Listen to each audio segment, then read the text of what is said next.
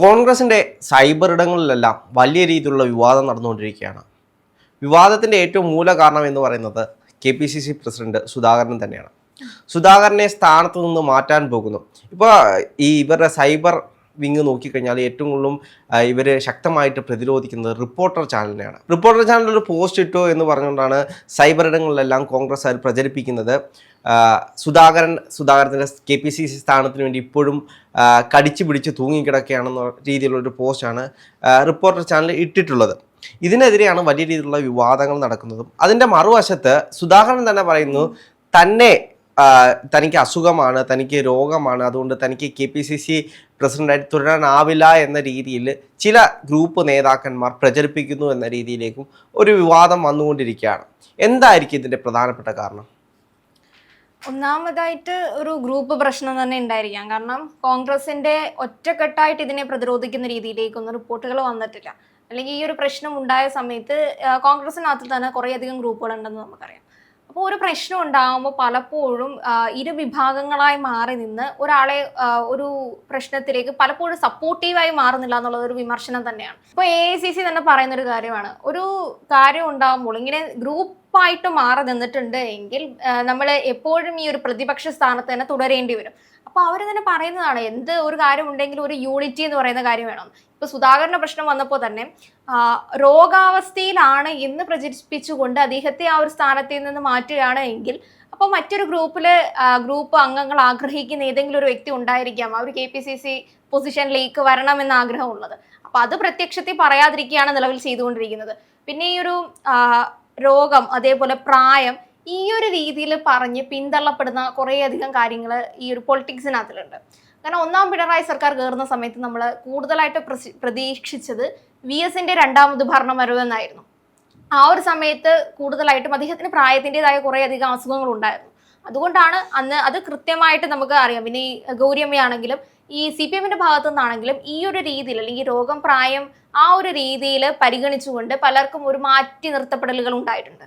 പക്ഷേ കോൺഗ്രസിന്റെ ഭാഗത്തേക്ക് വരുമ്പോൾ കൃത്യമായിട്ട് അത് ഒരു ഗ്രൂപ്പിസത്തിന്റെ ഒരു രീതിയിലേക്ക് തന്നെയാണ് പോകുന്നത്. ഒരു ഗ്രൂപ്പ് ഓഫ് ആൾക്കാർ എപ്പോഴും ഒരു മറ്റേ ഗ്രൂപ്പിനെ ടാർഗറ്റ് ചെയ്യപ്പെടുകയും അല്ലെങ്കിൽ അവരെ ടാർഗറ്റ് ചെയ്യാൻ ശ്രമിക്കുകയൊക്കെയാണ് ചെയ്തുകൊണ്ടിരിക്കുന്നത്. അല്ല, എനിക്ക് തോന്നുന്നത് ഇപ്പോൾ കോൺഗ്രസിനെ സംബന്ധിച്ച് ചോദിച്ചു കഴിഞ്ഞാൽ അവരുടെ KPCC പ്രസിഡന്റ് തന്നെയാണ് അവരുടെ ഏറ്റവും വലിയ കീ പോസ്റ്റ്. അതായത് കേരളത്തെ സംബന്ധിച്ച് അവരുടെ KPCC പ്രസിഡന്റാണ് ഏറ്റവും വലിയ പോസ്റ്റ് എന്ന് പറയുന്നത്. അപ്പോൾ എല്ലാവർക്കും താല്പര്യമാവുന്നത് ആ ഒരു പോസ്റ്റിലേക്ക് കടന്നു വരാനാണ്.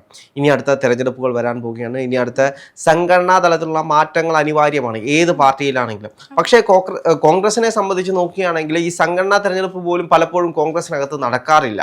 അത് ഏറ്റവും വലിയൊരു കാര്യമാണ്. ഇപ്പം KPCC പ്രസിഡന്റായിട്ട് സുധാകരനെ നിയമിച്ചത് തന്നെ AICC ആണ്. അതിൽ അദ്ദേഹം തിരഞ്ഞെടുപ്പോ അങ്ങനെ കാര്യങ്ങളോ ഒന്നും കടന്നു വന്നിട്ടില്ല. പക്ഷേ കോൺഗ്രസിനെ സംബന്ധിച്ച് നമ്മൾ ഇതിൻ്റെ പഴയകാല കോൺഗ്രസിലേക്ക് നോക്കിക്കഴിഞ്ഞാൽ അവിടെ ഏറ്റവും കൂടുതൽ തിരഞ്ഞെടുപ്പാണ്. ആരോഗ്യകരമായിട്ടുള്ള പോരാട്ടങ്ങളിലൂടെയായിരുന്നു KPCC പ്രസിഡന്റും AICC പ്രസിഡന്റും എല്ലാം വന്നിരുന്നത്. പക്ഷേ ഇന്ന് KPCC പ്രസിഡന്റ് ആണെങ്കിലും AICC പ്രസിഡന്റ് ആണെങ്കിൽ താഴേക്കടയിൽ വരുന്ന മണ്ഡലം പ്രസിഡന്റുമാരാണെങ്കിൽ പോലും പെട്ടി താങ്ങി വരുന്ന ആരാണോ അവരെ പിടിച്ച് സ്ഥാനത്തേക്ക് കയറ്റി വെക്കുന്ന രീതിയാണ് ഇപ്പോൾ കോൺഗ്രസിൽ സംഭവിച്ചുകൊണ്ടിരിക്കുന്നത്. അത് തന്നെയാണ് കോൺഗ്രസിനെ സംബന്ധിച്ച് കോൺഗ്രസിലെ ഏറ്റവും വലിയ അപജയം. പക്ഷേ K. സുധാകരന്റെ കാര്യത്തിലേക്ക് വരികയാണെങ്കിൽ K. സുധാകരൻ വരുന്ന സമയത്ത് വലിയ രീതിയിലുള്ള ആളുകൾ, അതായത് അവരുടെ പ്രവർത്തകരുടെ ഭാഷയെ പറഞ്ഞു കഴിഞ്ഞാൽ കുമ്പക്കുടി സുധാകരൻ കോൺഗ്രസിനെ നയിക്കാനായിട്ട് വരുന്നു എന്ന രീതിയിലുള്ള ശക്തമായിട്ടുള്ള പ്രചരണമായിരുന്നു. അതായത് അവരുടെ സാധാരണ പ്രവർത്തകർ വരെ ആഗ്രഹിച്ചെന്നൊരു സ്ഥാനമായിരുന്നു KPCC പ്രസിഡന്റായിട്ട് സുധാകരൻ വരണമെന്നത്. അത് നമ്മൾ കണ്ടതാണ്. പിന്നീട് അദ്ദേഹത്തിനെ ശക്തമായിട്ട് സുധാകരനെ സംബന്ധിച്ച് ഏറ്റവും കൂടുതൽ ആരാധക വൃന്ദങ്ങളുള്ള ആളുകളാണ്. അപ്പം രാഷ്ട്രീയത്തിൽ ആരാധക വൃന്ദമുള്ള ആളുകൾ വളരെ കുറവാണ്. ഇന്ന് നോക്കിക്കഴിഞ്ഞാൽ ഇന്നും കുറച്ച് പേർക്ക് മാത്രമേ ഈ ആരാധകർ ഉണ്ടാവുള്ളൂ. ഇപ്പോൾ ഷാഫി പറമ്പിൽ, അങ്ങനെ കുറച്ച് നേതാക്കന്മാർക്ക് ഇപ്പോഴും ഉമ്മൻചാണ്ടി ആയിരുന്നു ഏറ്റവും വലിയ അവരുടെ ഫാൻസ് ഉള്ള നേതാവ് എന്ന് വേണമെങ്കിൽ പറയാം. പക്ഷേ ഇന്ന് ആ കാലഘട്ടത്തിലുള്ള ആളുകൾ കുറഞ്ഞുകൊണ്ടിരിക്കുകയാണ്.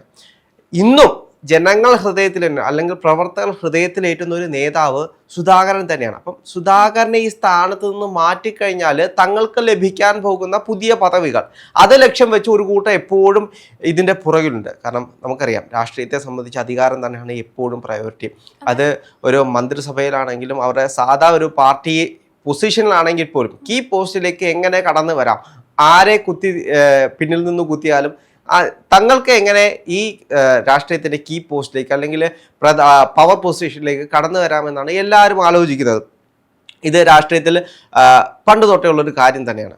സുധാകരൻ എന്ന് പറയുന്ന ഒരാളെ പുറത്താക്കി പുതിയൊരാൾ കടന്നു വരിക എന്നതാണ് കോൺഗ്രസിനെ സംബന്ധിച്ച് ഇപ്പോൾ അവരുടെ ഈ ഗ്രൂപ്പ് സംവിധാനത്തിലുള്ള ആളുകൾ നോക്കിക്കൊണ്ടിരിക്കുന്നത്. നമുക്കറിയാം ഇപ്പം കോൺഗ്രസ്സിൽ ABC തുടങ്ങി നിരവധി ഗ്രൂപ്പുകളാണുള്ളത്. ഈ ഗ്രൂപ്പ് പോരാണ് നമ്മൾ എപ്പോഴും ഈ തിരഞ്ഞെടുപ്പ് അടുക്കുമ്പോഴേക്കും കാണാൻ കഴിയുന്നത്. അങ്ങോട്ടും ഇങ്ങോട്ടും സംഘർഷം, പഞ്ചായത്ത് തലത്തിലാണെങ്കിലും പാർലമെന്റ് തലത്തിലാണെങ്കിലും എവിടെ നോക്കിക്കഴിഞ്ഞാലും ഈ കോൺഗ്രസ്സുകാർ തമ്മിലുള്ള ഗ്രൂപ്പ് പോര് മാത്രമേ നമുക്ക് കാണാൻ കഴിയൂ. ജനങ്ങൾക്ക് കോൺഗ്രസ് അധികാരത്തിലേക്ക് വരണമെന്ന് ഭയങ്കര ആഗ്രഹമുണ്ട്. കാരണം നമുക്കറിയാം പിണറായി വിജയന്റെ ഗവൺമെന്റ് ആണെങ്കിലും കേന്ദ്ര സർക്കാരിന്റെ ഗവൺമെന്റുകളാണെങ്കിലും ഇത് ഇങ്ങനെ തുടർഭരണമായിട്ട് പൊയ്ക്കൊണ്ടിരിക്കുമ്പോൾ ജനങ്ങൾക്കുണ്ടാകുന്ന അസ്വാരസ്യതകളുണ്ട്.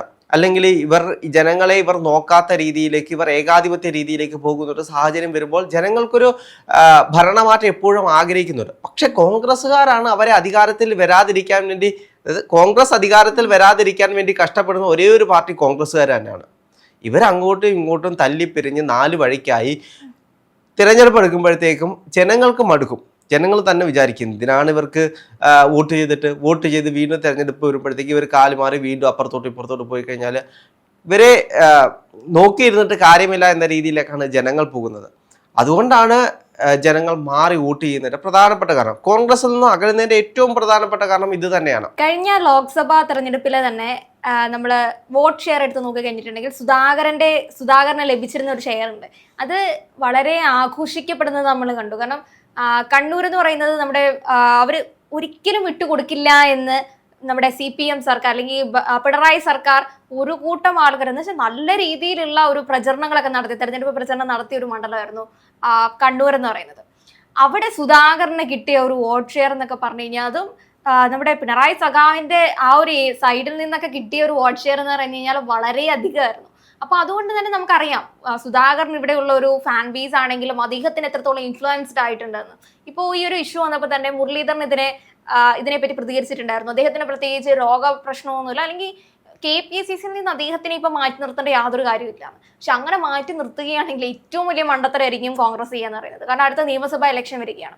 ലോക്സഭാ ഇലക്ഷനിൽ ഇത്രയധികം വോട്ട് ഷെയർ അദ്ദേഹത്തിന് കിട്ടിയിട്ടുണ്ട് എങ്കിൽ, കാരണം ബാക്കിയുള്ള മണ്ഡലങ്ങളിലും ബാക്കിയുള്ള സ്ഥലങ്ങളിലും വളരെ രീതിയിൽ ഭൂരിപക്ഷം കൂടിയ ആൾക്കാരുണ്ട് എങ്കിലും, പക്ഷേ ഏറ്റവും കൂടുതൽ CPM പ്രചരണം നടത്തിയിരുന്ന ഒരു മണ്ഡലത്തിൽ നിന്ന് സുധാകരൻ അത്രത്തോളം കിട്ടിയിട്ടുണ്ടെങ്കിൽ അദ്ദേഹത്തിന് ഇൻഫ്ലുവൻസ് വലുതാണ്.